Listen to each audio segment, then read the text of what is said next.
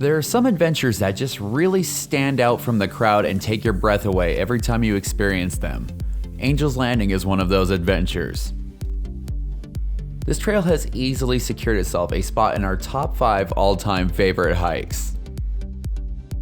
As insane as this hike is, it has become notorious in recent years for becoming incredibly crowded on its sketchiest section, which is the chains. With this in mind, Zion National Park started a permit program that started back on April 1st, 2022. We shot this video at the end of March because we wanted to go out there and have a guaranteed shot to summit this climb for the 4th time. When you first start the hike, you're going to be on dirt, but right around the 0.4 of a mile mark, you're going to start climbing and the trail becomes paved. You are definitely going to get a leg workout on this hike because you're going to be climbing over 1,400 feet over the course of the 5.4 miles. Right around the 0.8 of a mile mark, the trail is going to get a whole lot steeper and you're going to encounter your first switchbacks. There are only 10 of them, but with their help, you're going to be climbing over 300 feet in the next 0.2 of a mile.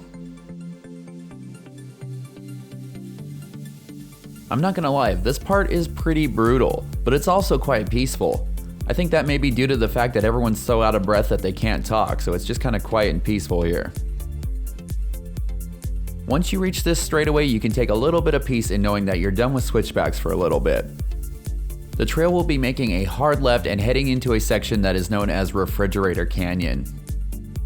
You will still be climbing throughout most of this section, but luckily it will be at a much more manageable angle. One thing you might encounter here is the Mexican spotted owl. We didn't personally see any on this hike, but there were signs asking us to keep it quiet so we didn't disturb them. The name Refrigerator Canyon is actually quite fitting, because if you visit during the winter, this might be one of the first places that you encounter ice. We highly recommend bringing a set of micro spikes with you, especially for some of the sections that we have coming up ahead. After a nice and somewhat leisurely walk, it's time to hit another set of switchbacks. You'll find these ones at right around the 1.5 mile mark. From the top of these switchbacks, you're going to get a nice view and a much higher perspective when looking at the massive walls of Refrigerator Canyon. But just know as you climb your way towards the top that lurking right around the corner is the famous Walters Wiggles. If you've never heard of Walters Wiggles before, it's a set of 21 short but very steep switchbacks. This part of the trail is named after Walter Roosh, who was the park's first superintendent in 1926 and the designer of Walters Wiggles. As you leave the last switchback behind, you will get your first view of the beautiful and infamous chain section of Angel's Landing. Please note that you can hike up to Scout Lookout without a permit. You just need the permit if you plan on doing the chain section. As a word of warning, if you don't have shoes with plenty of traction, spikes in the winter, or you have a crippling fear of heights, I would stop here, because the rest of the way up is going to look something like this, and there are several spots that are even sketchier. The chain section is definitely not for the faint of heart, and it is as sketchy as it looks. It's reported that unfortunately somewhere between 17 and 20 people have fallen from the top of Angel's Landing. And this is what has rocketed this trail to the top of the list of the most dangerous hikes in the country. But it's that adrenaline rush and that surreal feeling that you're climbing something that you probably shouldn't be climbing that keeps us coming back for more. Even though the chain section is only half a mile round trip, you're most likely going to be moving really slowly here, so expect to spend a good amount of time on the chains. If you had the whole mountain to yourself, the climb up would still be challenging, but it wouldn't be as tricky. Navigating the traffic of the people going up and down the mountain can get pretty sketchy at times, depending on what part of the climb you're on. As much as we are bummed about the new permit system, we have to admit that it does make sense. Lots of the sections only have one set of chains, so if you're trying to get by somebody, you can get into some pretty awkward hugs with strangers sometimes. One of my favorite parts of the climb up is this little spot where you have to step over this gap with pretty much nothing beneath you. It's not that difficult, but you can't help but look down and go, wow, that's really far down. At this point, you should start to get a really good view of the final climb. Depending on how you're feeling about what you just did, this view will either be very exciting or extremely terrifying. This is where you're going to really find out what you're made of. You're going to be making your way across a ridge where the ledges are a whole lot smaller and the drops are a whole lot bigger. As we slowly worked our way down the chains, the wall on the right abruptly ended. This gave us a view on both sides of the ridgeline. That definitely adds to the excitement and makes you feel like you're even higher up. Luckily, after the super skinny ridge, there is a wider area that will give you a small second to pause and catch your breath. But the break is short and soon you'll be back to climbing up towards the grand finale of this hike, which is quite spectacular. It was kind of bittersweet, but there was way less snow on this trip than there was the last time we climbed Angel's Landing. We were just starting to encounter some snow and ice at this point in the hike, whereas last time, the entire hike was done in the snow. The added snow and ice seemed like they made things 10 times sketchier, but it was also way more beautiful. The time had finally come for us to put on our spikes. We waited as long as we could for 2 reasons. The first reason is we didn't want to do any additional damage to the rock if we didn't have to. And the other reason is that spikes don't get very good traction on rocks. They do much better on ice. So there's no reason to put them on early, and all you're going to end up doing is dulling out your spikes. But man, were we glad we had them, because there was this chute that led up to the very last climb. As you can see here, V was able to walk up it with no problems. As I said before, this grand finale is quite spectacular, and this video just doesn't do it justice. If you're wanting to enjoy the view from the top, you're definitely going to have to put your fears aside and put in the work. But it is worth it, and it's hard to explain the amount of joy that you get as you climb up over the top. There's always something so special about being up at the top of Angel's Landing. As you crest the top of the hill, you're suddenly surrounded by a bunch of other crazy people who just accomplished something pretty extraordinary. These are definitely our kind of people, and everyone that we've met at the top has always been super nice. It's usually pretty easy to find someone that's willing to trade to take your picture if you take theirs, and it's always just fun to talk to people and see how they feel about what they just experienced.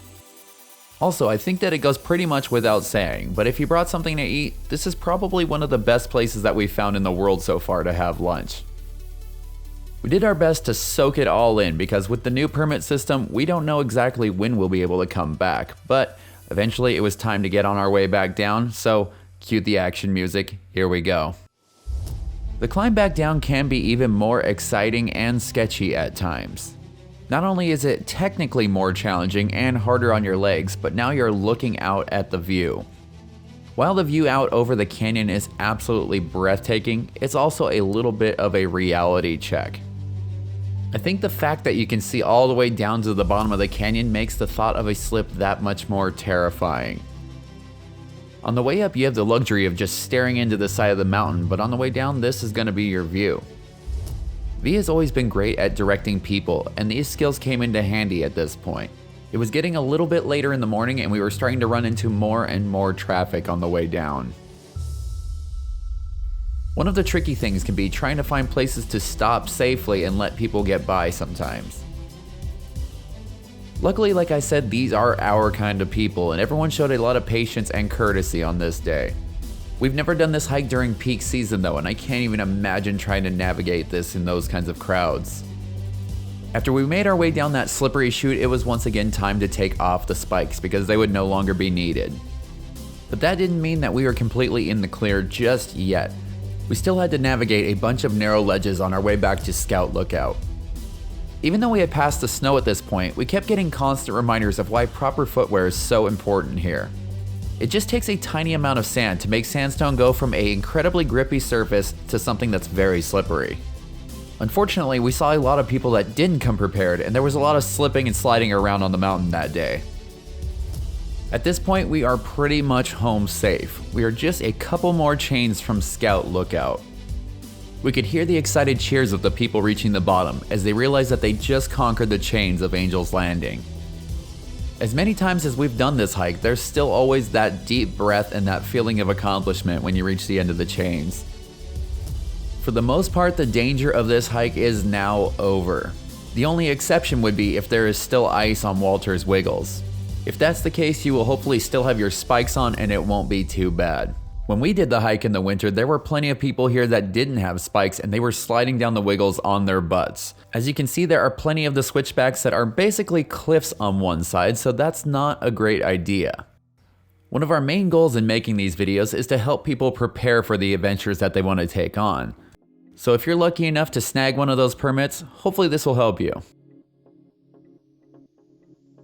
The nice thing about the way back is that after the huge mental and physical workout that you just experienced, it's pretty much all downhill with the exception of this small uphill that you see right here. I do have a couple of tips for the way down, and one of them your legs will probably thank me for. I know that your legs are going to be pretty tired at this point, but try to step lightly as you make your way down the hill. It's probably a lot easier to just stomp your way down, but your legs are definitely going to feel it the next day. The other tip for the way down is to be sure to take in the view. You might not have been able to enjoy it too much on the way up because you were probably gasping for air. And we have one last pro tip to leave you with. If you just conquered Angel's Landing and you want an epic selfie with the mountain, we found a cool little photo op on our last visit. Just look for this wooden fence right here, and it'll take you on a skinny trail down to the river where you will have this beautiful look up at Angel's Landing. Well, that is going to do it for our video about one of our favorite hikes of all time, Angel's Landing. Thank you so much for watching it, and we hope you enjoyed a video that was several years in the making. If you enjoy our videos, be sure to like, comment, and subscribe because those are the best things that you can do to support this channel. Check us out on Instagram at @thatadventurelife_official. And for all the information about Angel's Landing, as well as other awesome hikes in Zion, head on over to thatadventurelife.com.